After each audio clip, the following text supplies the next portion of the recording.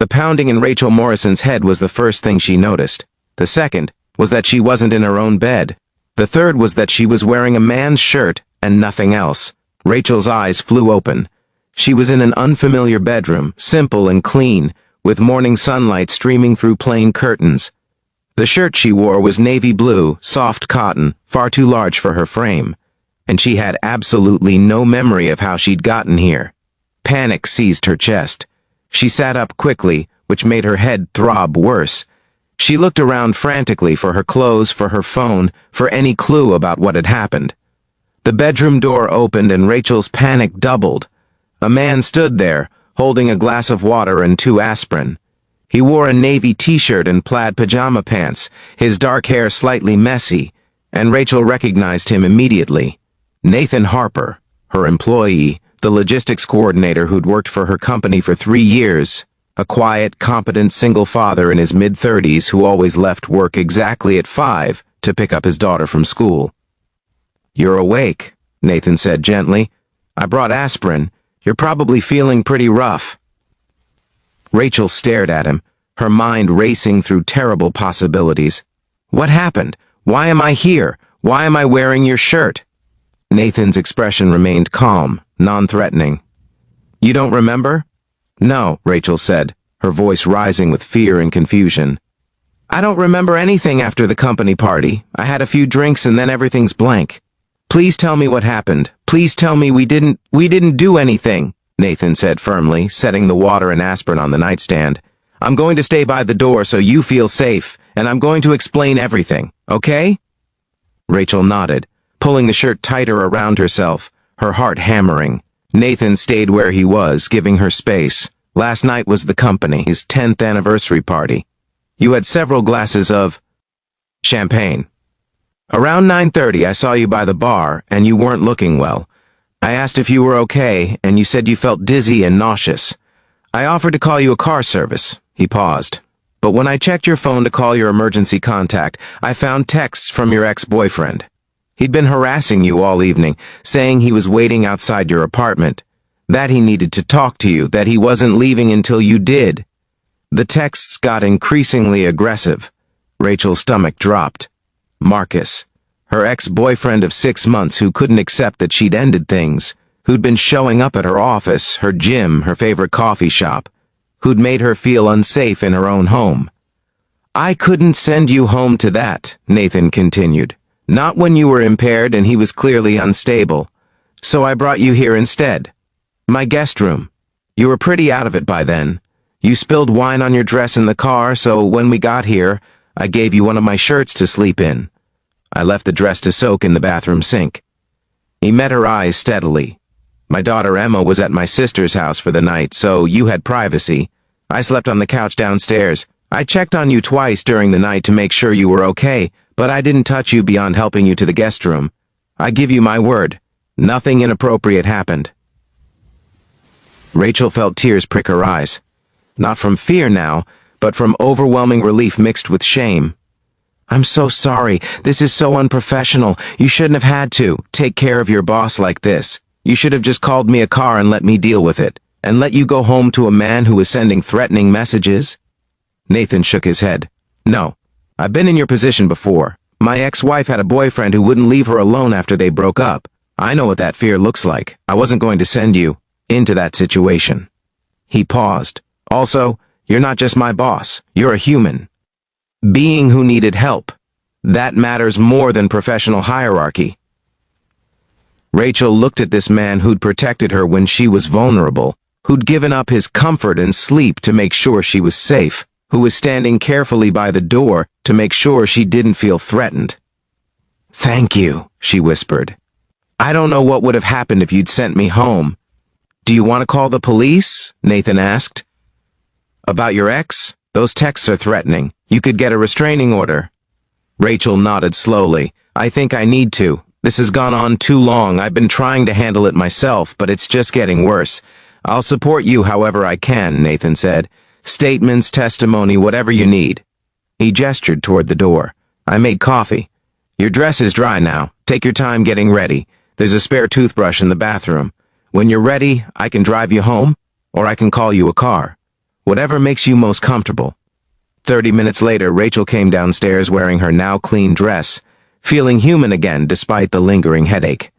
Nathan was in the kitchen making breakfast. The apartment was modest but warm, with children's drawings on the refrigerator and photos of a little girl with dark hair and her father's kind eyes. "That's Emma," Nathan said, noticing Rachel looking at the photos. "She's 8, obsessed with dinosaurs and wants to be a paleontologist." "She's beautiful," Rachel said. "You're a good father. I can tell from how you talk about her." "I try," Nathan said. "Her mother left when she was 3, decided family life wasn't for her. It's been just us ever since." He poured coffee and set out toast. "I hope you don't mind, but I saved the text messages from your ex. Screenshotted them to your email, for evidence. I thought you might want them when you file the police report." Rachel sat down, overwhelmed by this quiet competence, this careful protection from someone who owed her nothing beyond his job performance. "Why are you being so kind?" she asked. "Most people would have just called me a car and washed their hands of the situation." Nathan was quiet for a moment. "When Emma's mother left, I was devastated, couldn't function. A coworker at my old job, someone I barely knew, showed up at my house every morning for 2 weeks. Brought breakfast, helped with Emma, made sure I was eating and sleeping. He saved my life during that time. When I tried to thank him, he said, 'This is what we do for each other. Pass it on.' He looked at Rachel, so that's what I'm doing, passing it on. Someone helped me when I needed it. Now I'm helping you." Over the next few weeks, Rachel filed for a restraining order against Marcus. Nathan came to court with her, providing testimony about the threatening texts. The order was granted. Marcus violated it twice and was arrested. Finally, blessedly, it stopped. During that time, Rachel saw Nathan differently, not as the quiet logistics coordinator who left at 5 every day, but as a man of deep integrity and kindness. Someone who'd protected her without asking for anything in return. She also noticed that Nathan came to work exhausted most days, that he worked through lunch, that he was constantly juggling calls with his daughter's school and his sister about childcare. Rachel made changes. She implemented flexible work hours for parents. She established a backup childcare fund. She promoted Nathan to operations director with a substantial raise and the ability to work from home when needed. "This isn't because of what you did for me," Rachel said when she offered him the promotion. "This is because you're exceptional at your job and you've been underutilized. But I'm not going to pretend that what happened didn't make me see the company differently, made me see what we were asking parents to sacrifice. You shouldn't have to choose between being present for your daughter and advancing your career." 6 months after that. Morning in Nathan's guest room, Rachel asked him to dinner. Not as boss and employee, but as two people who'd seen each other at their most vulnerable. "I need to be honest," Rachel said over dinner. "I have feelings for you, but I also have concerns. I'm your boss. There's a power dynamic. I don't ever want you to feel pressured or uncomfortable. If you're not interested, nothing changes professionally. Your job is secure regardless." Nathan smiled, a real smile that made her heart skip. "I have feelings for you too. Have for a while, if I'm honest. But I didn't say anything because I thought it would be inappropriate. You're my boss. I didn't want you to think I'd helped you that night because I had ulterior motives." "I never thought that," Rachel said. "You helped me because you're a good person. That's why I'm interested in you. Not despite the power dynamic, but because you're someone who does the right thing even when it's inconvenient." They dated slowly, carefully, mindful of the professional complications. Rachel recused herself from decisions about Nathan's compensation and advancement, delegating those decisions to the board. They were transparent with HR. They did everything right.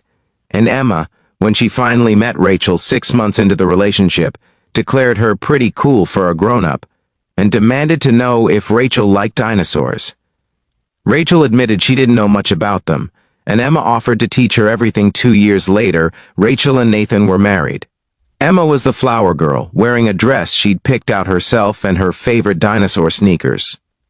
In his vows, Nathan said, "The morning you woke up in my guest room, you were scared and vulnerable. You could have been angry or embarrassed. Instead, you were grateful. You saw kindness and valued it. That's when I knew you were someone special.